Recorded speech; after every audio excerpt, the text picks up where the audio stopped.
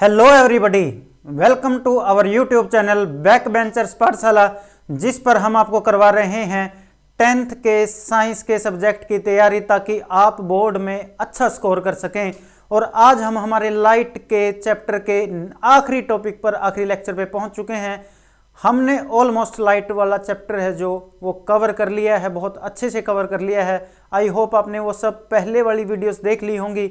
अभी तक अगर आपने हमारे चैनल को सब्सक्राइब नहीं किया है तो चैनल को सब्सक्राइब कर लीजिएगा, और वीडियो और कंटेंट अच्छा लगे तो उसको शेयर कीजिएगा। सो ज़्यादा टाइम ना लेते हुए हम स्टार्ट करते हैं आज का हमारा लेक्चर। आज हम करेंगे साइन कन्वेंशन।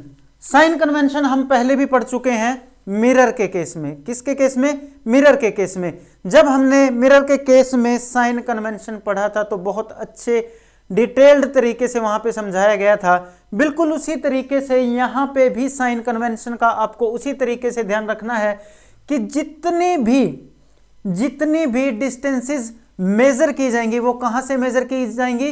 वो ऑप्टिकल सेंटर से मेजर की जाएंगी। जैसे मिरर में हम पोल से डिस्टेंस मेजर करते थे, उसी तरीके से लेंस में क्या होता है? लेंस में हमारा बीच में एक ऑप्टिकल सेंटर होता है जहां से सारी डिस्टेंस मेजर की जाएंगी, चाहे वो डिस्टेंस इमेज की हो, चाहे वो डिस्टेंस ऑब्जेक्ट की हो, कोई भी डिस्टेंस हो, फोकल लेंथ हो।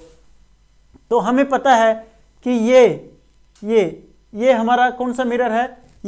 कौन सा लेंस है? ये है हमारा कन्वेक्स लेंस और ये है हमारा कनकेव लेंस। तो तीन चीजों का हमें साइन कन्वेंशन में ज्यादा ध्यान रखना होता है। यूवीएफ, एच डैश और एच की भी बात करेंगे। यू जो होता है वो होता है ऑब्जेक्ट की डिस्टेंस फ्रॉम ऑप्टिकल सेंटर, और वी जो होता है, वी होती है distance of image from optical centre. अब ये देखिए, जब हम साइन कन्वेंशन में बात करते हैं कन्वेक्स लेंस की, तो कन्वेक्स लेंस की फोकल लेंथ हमेशा पॉजिटिव होती है। पॉजिटिव क्यों होती है? आप लोगों को पता है कि कन्वेक्स लेंस में इमेज उस साइड में बनती है, राइट हैंड साइड में बनती है, और राइट हैंड साइड की जो डिस्टेंसेस होती हैं उनको हम क्या लेते हैं? पॉजिटिव। और लेफ्ट हैंड साइड की जो डिस्टेंसेस होती थी उनको हम लेते थे नेगेटिव। तो इसीलिए कनकेव लेंस की जो फोकल लेंथ है वो नेगेटिव आएगी, और कन्वेक्स लेंस की जो फोकल लेंथ है वो पॉजिटिव आएगी जब आप साइन कन्वेंशन के हिसाब से उनको मेजर करोगे। ये जो साइन कन्वेंशन है ये लेंस, चाहे कोई भी लेंस हो, हर एक लेंस पे एप्लीकेबल है, हर एक सिचुएशन में, चाहे आपका ऑब्जेक्ट कितनी ही डिस्टेंस पे रखा हो, कहीं पे भी रखा हो। इसके बाद हम पढ़ते हैं लेंस फार्मूला। आप लोगों ने पढ़ा था मिरर में मिरर फार्मूला, उसी तरीके से हम पढ़ते हैं लेंस फार्मूला। ये हमारी किसकी डिस्टेंस होती थी? इमेज की डिस्टेंस। और ये किसकी डिस्टेंस होती थी? ऑब्जेक्ट की डिस्टेंस। और ये हमारी क्या होती थी? Focal length. जब हम पढ़ते थे मिरर में तो यहां पे पॉजिटिव का साइन आता था, बट लेंस में क्या होता है? ये नेगेटिव। ध्यान रखना, ये सारी बात यहां पे नोट की हुई है। फिर पढ़ते थे हम मैग्निफिकेशन। मैग्निफिकेशन का मतलब होता था बड़ा करके शो करना। इसके बारे में भी डिटेल में मिरर में बात कर चुके हैं, यहां टाइम वेस्ट नहीं करेंगे। तो मैग्निफिकेशन को हम एम से डिनोट करते थे। किससे? एम से, स्मॉल एम से। और वो होता था हमारा हाइट ऑफ इमेज का रेशियो किसके साथ? हाइट ऑफ ऑब्जेक्ट का रेशियो के साथ। इमेज की जो हाइट है उसको एच डैश से डिनोट किया जाता था, और जो ऑब्जेक्ट की हाइट थी उसको एच से डिनोट करते थे। उसी के साथ साथ मैग्निफिकेशन को हम एक और रूप में लिख सकते थे, distance of object and distance of image from optical centre की टर्म में। तो हम इसको लिख सकते हैं v अपॉन यू। ये डिस्टेंस किसकी? इमेज की। और ये डिस्टेंस किसकी? ऑब्जेक्ट की। जब हम मिरर में पढ़ते थे यहां नेगेटिव का निशान आता था, बट लेंस के केस में यहां नेगेटिव का निशान नहीं आता। बहुत डिटेल में इसको यहां पे इसलिए नहीं करवा रहे क्योंकि ये बहुत ज़्यादा डिटेल में हम मिरर में पढ़ चुके हैं। अब हम पहुंच गए हैं हमारे बिल्कुल आखिरी टॉपिक पे, and the most important topic, power of lens. अब हम पढ़ेंगे पावर के बारे में, लेंस की पावर के बारे में। आप लोगों को ये बात बिल्कुल ध्यान में रख लेनी है, बिल्कुल दिमाग में बिठा लो इस बात को कि जो लेंस की कन्वर्जिंग और डाइवर्जिंग की, यानी कि लाइट की रेज को फैलाने की और कन्वर्ज करने की एबिलिटी है, वो किस पे डिपेंड करती है? वो डिपेंड करती है फोकल लेंथ पे। अगर मैं कन्वेक्स लेंस की बात करूं और शॉर्ट फोकल लेंथ के लिए, छोटी फोकल लेंथ के लिए बात करूं, तो वो लाइट की रेज को लार्ज एंगल पे बेंड कर देगा। ध्यान रखिए किसकी बात कर रहा हूं? कन्वेक्स लेंस की। अगर कन्वेक्स लेंस के केस में फोकल लेंथ शॉर्ट होगी तो वो लाइट रेज को लार्ज एंगल पे कन्वर्ज कर देगा।